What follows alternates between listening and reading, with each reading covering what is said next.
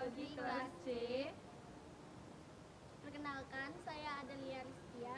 Saya Nurul Hasanah, saya Zermo Lydia, dan teman kami yaitu Rini Astuti dan Iwan Setiawan.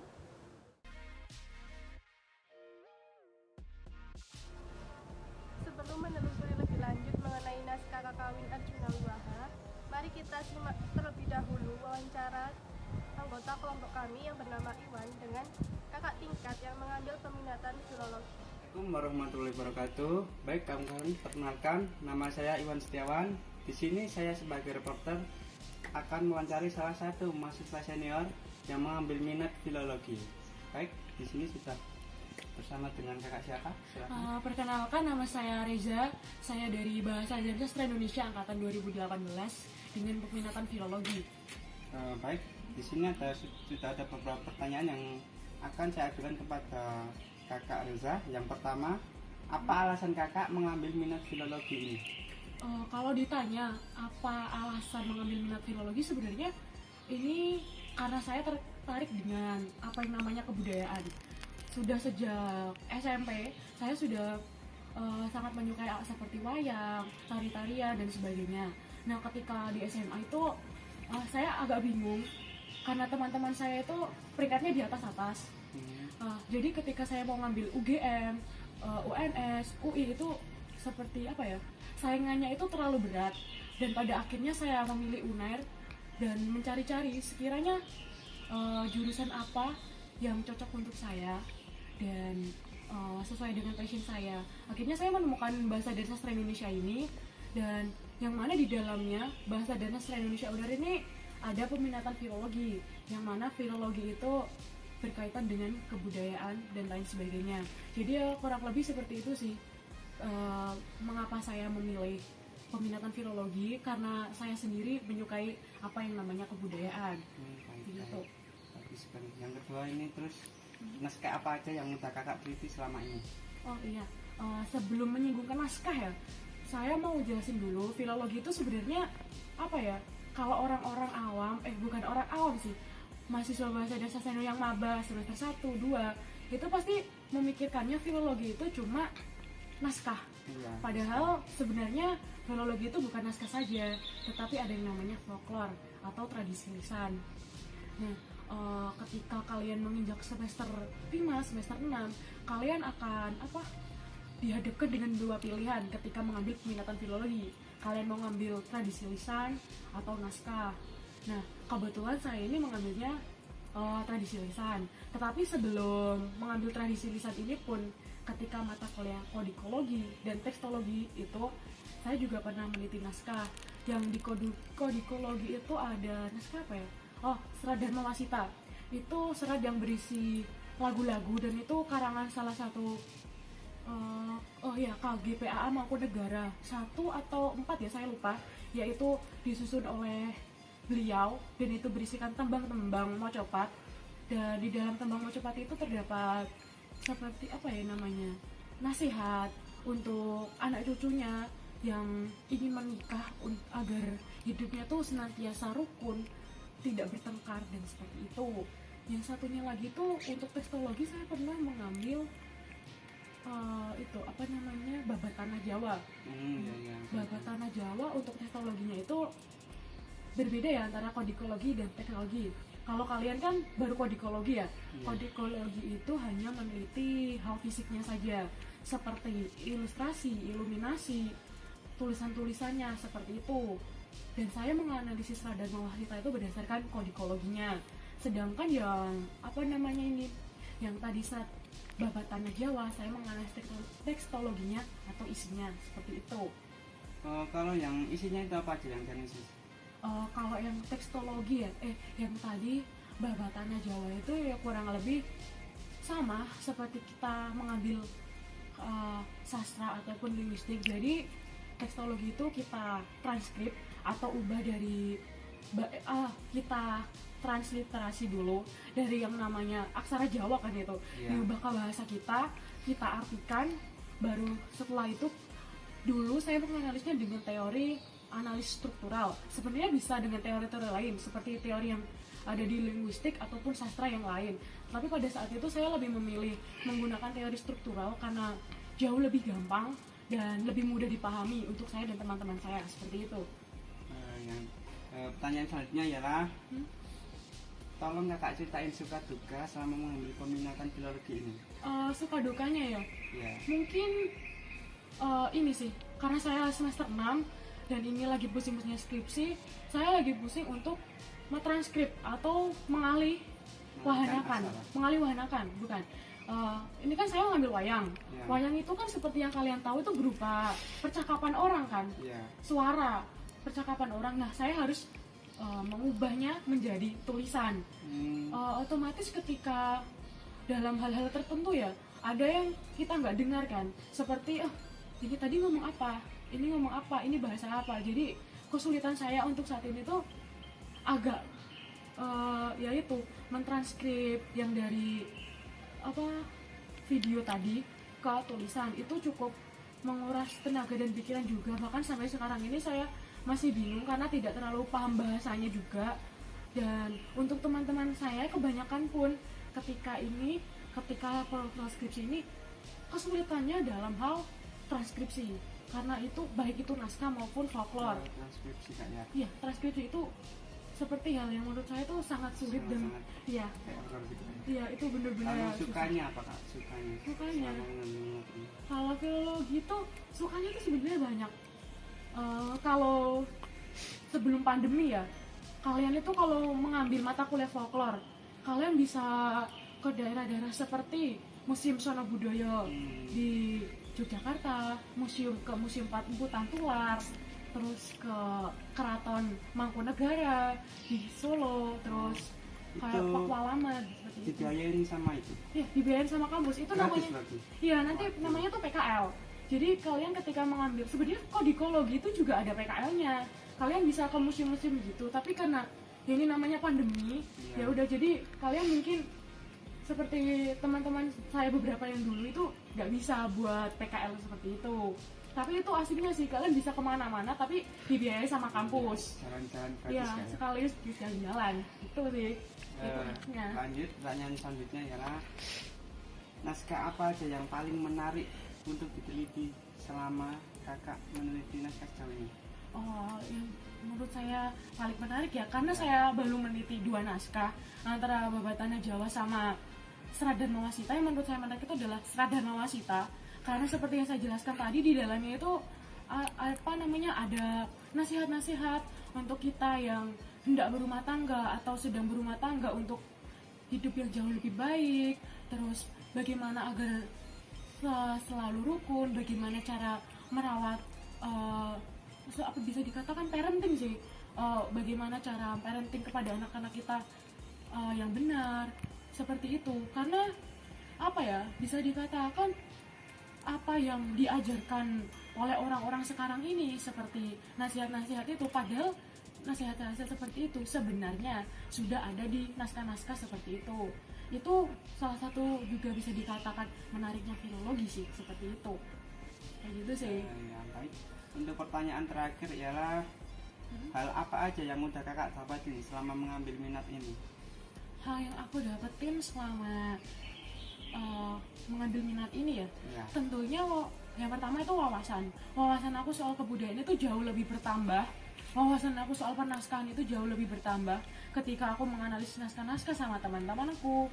Terus ketika aku melihat-lihat kebudayaan seperti tarian yang awalnya aku tahu apa yang namanya itu upacara kasoduan di Bromo Tengger, sekarang aku jadi tahu. Terus huruf-huruf pegon itu aku yang awalnya nggak tahu sama sekali, akhirnya sekarang aku tahu ketika aku ngambil filologi. Banyak sih sebenarnya hal-hal yang sebelumnya ketika aku SMA nggak ketahui, sekarang bisa aku ketahui ketika aku ngambil filologi ini sih, kayak gitu. Dan jangan mengira filologi itu sulit. Sebenarnya filologi itu gampang, tergantung orangnya. Bahkan sama aja sama sastra linguistik. Jangan berpikir banyak sih yang mikir filologi lulusnya lama, iya. Pada kenyataannya juga enggak sih. Banyak kok cutting kita ya, ada yang lulus 4 tahun pas itu ada. Pokoknya jangan memikirkan oh aku kalau ngambil filologi tuh bakal lama lulusnya. Sebenarnya tergantung pribadi kita masing-masing. Kalau kamu males ngerjain skripsi kamu ya kamu nggak akan lulus. Begitu pula di sastra ataupun linguistik kayak gitu sih. Itu pesan aku buat teman-teman yang mau ngambil filologi, jangan mikir itu susah, padahal itu sebenarnya enak aja, jalanin aja kayak gitu sih. Kayak gitu. Baik kawan-kawan, itulah tadi wawancara saya dengan kakak senior Mbak Reza. Terima kasih Mbak Reza atas waktunya, dan terima kasih juga kawan-kawan yang meluangkan waktunya juga. Saya selaku reporter atas nama tim dan kru mengucapkan banyak terima kasih dan minta maaf apabila ada tutur kata yang menyinggung semua pihak. Saya akhiri, wassalamualaikum warahmatullahi wabarakatuh. Selanjutnya, anggota kelompok kami yang bernama Nurul akan menunjukkan naskah Kakawin Arjuna Wiwaha yang akan dikaji oleh kelompok kami.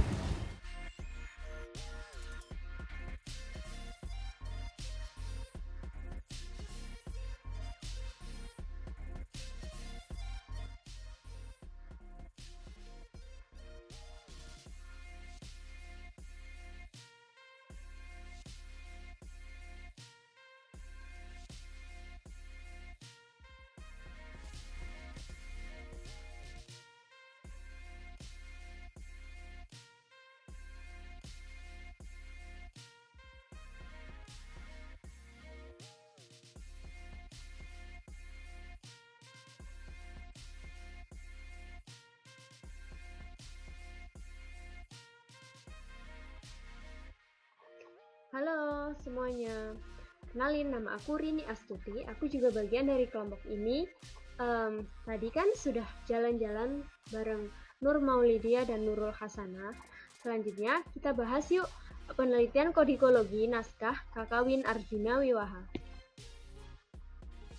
Nah, yang pertama sebagai pengantar kita perlu berkenalan dulu apa sih itu teks Kakawin Arjuna Wiwaha. Nah, Arjuna Wiwaha ini adalah petikan dari epos Mahabharata, bagian ketiga yaitu Wana Parwa. Jadi, Mahabharata khususnya Wana Parwa, Mahabharata semuanya ini berasal dari India. Nah, tapi untuk Kakawin Arjuna Wiwaha ini persis seperti Wana Parwa, yaitu bagian ketiga dari Mahabharata yang berasal dari India. Nah, Wana Parwa ini isinya kurang lebih menceritakan tentang Arjuna yang mana dia itu sedang bertapa dan dimintai bantuannya oleh Dewa Indra untuk membunuh Niwata Kawaja. Nah, selanjutnya aspek penelitian yang pertama yaitu bahan naskah. Nah, naskah Arjuna Wiwaha ini ukurannya 21 x 34 cm. Yang mana ketebalannya 53 halaman dan sampulnya dibuat dari kertas marmer yang berwarna coklat. Setiap halaman satu lembar itu berisi maksimal 27 baris teks yang ditulis di atas kertas Eropa. Nah, ini adalah gambar sampul dan isi per halamannya. Jadi ini sampulnya ini dibuat dari kertas marmer. Lalu untuk halamannya ini kan baris-barisnya ini jumlahnya maksimal 27. Nah, selanjutnya penelitiannya tentang umur naskah. Nah, untuk naskah salinan ini tidak ada informasi pasti kapan naskahnya ini ditulis, sehingga naskah dengan nomor panggil BR90 ini sangat sulit untuk ditentukan umurnya. Nah, ini karena kolofon yang ada itu telah rusak seperti terkena air sehingga memudar atau mungkin memang sengaja dihapus. Nah, tapi pada epilog naskah yang terdapat pada pupuh ke-36 tertulis nama Prabu Airlangga yang berkuasa di Kahuripan sekitar tahun 1019 sampai 1042 Masehi. Nah, ini adalah gambar kolofonnya. Di sini di tengah-tengah ini teman-teman bisa melihat seperti ada coretan yang memudar. Ini mungkin dugaan kami terkena air atau memang kayak sengaja dihapus. Nah, yang selanjutnya tempat penulisan. Nah, karena tadi di sini kolofonnya ini sangat kosong, tidak ada tulisan apapun karena kan tulisannya tadi memudar. Nah, di sini ada tulisan tapi ini bukan keterangan tanggal, sehingga tempat penulisannya pun juga tidak diketahui. Nah, namun untuk informasi naskah yang asli, yang bukan salinan ini, karena kan tadi sudah disebutkan di epilog bahwa disebutkan nama Prabu Erlangga, dia kan seorang penguasa kahuripan. Nah, tentu ini dengan penelitian yang lebih lanjut bisa digali kapan naskah yang asli itu ditulis. Tapi ini informasi untuk naskah yang asli, bukan untuk naskah yang salinan ini.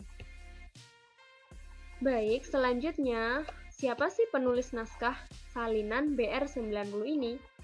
Tidak diketahui jawabannya, karena seperti yang tadi di sini, di kolofon ini bukan tulisan siapa penulisnya. Ini Arjuna Wiwaha, lalu ini adalah watermark. Jadi tidak memberikan informasi siapa sih yang menulis naskah ini.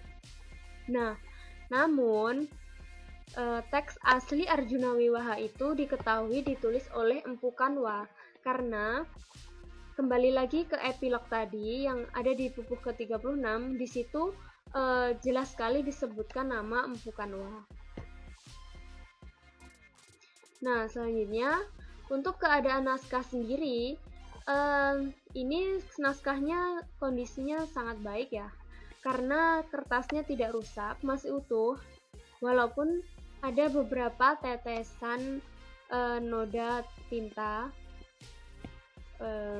seperti ini masih utuh ya, walaupun di pinggir-pinggirnya tuh ada sedikit kayak tinta-tintanya begitu, tapi itu tidak mempengaruhi keutuhannya dan masih sangat jelas bisa dibaca. Baik, selanjutnya, siapa sih pengguna naskah Kakawin Arjuna Wiwaha ini? Nah, karena Kakawin Arjuna Wiwaha ditulis berdasarkan Wana Parwa yang merupakan bagian ketiga dari epos Mahabharata. Nah, meskipun Kakawin Arjuna Wiwaha ini berbentuk puisi, tapi kan keseluruhannya membentuk sebuah kisah epik dari tokoh wayang yaitu Arjuna. Dengan demikian, tentu kita bisa menyimpulkan bahwa naskah BR90 ini dulunya digunakan oleh orang-orang sebagai petunjuk atau bisa juga panduan pertunjukan wayang dengan tema-tema cerita Arjuna. Nah, yang selanjutnya, penggunaan naskah.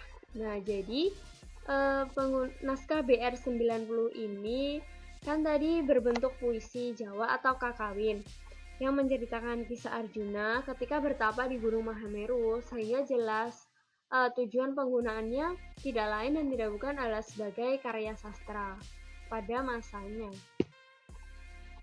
Nah, selanjutnya kronologis sejarah naskah. Jadi cerita Arjuna Wiwaha ini telah dikenal oleh kalangan masyarakat Jawa dalam kurun waktu ratusan tahun. Cerita Arjuna merupakan cerita yang dikemas dalam beberapa versi, baik dalam bentuk wayang, lukisan, motif batik, maupun relief pada candi seperti Candi Surawana, Candi Jago, dan Candi Tumpang. Nah, karena cerita Arjuna Wiwaha ini aslinya adalah karangan dari Empu Kanwa, seorang ahli syair dan filsafat yang ada sejak pertengahan abad ke-11, dengan bentuk naskah Kakawin atau puisi berbahasa Kawi dan merupakan lakon carangan dari Mahabharata. Setelah itu, kisah ini disadur dalam serat Pendalangan Ringgit Purwa jilid ke-29 bab 127 lakon Arjuna Wiwaha dalam bahasa Jawa yang berhuruf aksara Jawa. Selain itu, kisah ini diramu dengan buku Mintaraga hasil karya ingkang sinuwun Kanjeng Susuhunan Pakubuwono ingkang kaping 3 di Surakarta. Nah, aslinya dalam bahasa Jawa, huruf Jawa dalam syair mocopat. Nah, baik untuk sejarah naskah Dan selanjutnya akan dijelaskan oleh teman saya, Adelia Rizkia Salsabila. Baik, Terima yang kasih. selanjutnya yaitu sejarah naskah. Sejarah naskah Arjuna Wiwaha mengisahkan perjalanan Arjuna bersama Pandawa lainnya yang tengah menjalani hukuman pengasingan selama 12 tahun karena kalah bermain judi dadu dengan Kurawa. Di tengah perjalanan, Arjuna pergi sendirian untuk menjalani tapa berata. Nah, ketika bertapa, Arjuna didatangi oleh Dewa Indra atau Sara Dewa Siwa dari Kahyangan yang bertujuan meminta bantuan Arjuna untuk mengalahkan Raja Raksasa Niwatakawaca dari Kerajaan Manimantaka. Nah, sebelumnya, Niwatakawaca berhasil menyerang Kahyangan karena ia menginginkan Dewi Supraba, seorang bidadari yang cantik, untuk diperistri. Namun, Arjuna berhasil dalam tugasnya untuk mengalahkan Niwatakawaca dan diberi anugerah boleh mengawini 7 bidadari. Selanjutnya watermark. Nah, dalam naskah Arjuna Wiwaha ini terdapat cap berbunyi Government Agendum yang terletak pada kolofon. Selanjutnya tulisan teknik kodikologi. Naskah Arjuna Wiwaha ini dituliskan dengan menggunakan aksara Jawa berbentuk puisi Jawa atau disebut dengan kakawin, dengan menggunakan tinta hitam sedikit keabu-abuan, dan teks ditulis dengan posisi sedikit miring ke kanan. Selanjutnya ilustrasi dan iluminasi. Di dalam naskah Arjuna Wiwaha ini tidak ditemukan satupun ilustrasi maupun iluminasi. Selanjutnya sarana perwujudan bahasa. Naskah Arjuna Wiwaha ini berbentuk kakawin atau puisi berbahasa Jawa Kawi yang terdiri dari 36 pupuh, yang masing-masing pupuh terdiri dari minimal 1 bait serta maksimal 20 bait. Setiap baitnya terdiri dari 4 baris. Demikian video penjelasan filologi dan naskah Kakawin Arjuna Wiwaha oleh kelompok 1. Terima kasih kepada Kak Reza selaku narasumber dan Bu Mardayu selaku dosen pengampu kodikologi kelas C. Wassalamualaikum warahmatullahi wabarakatuh.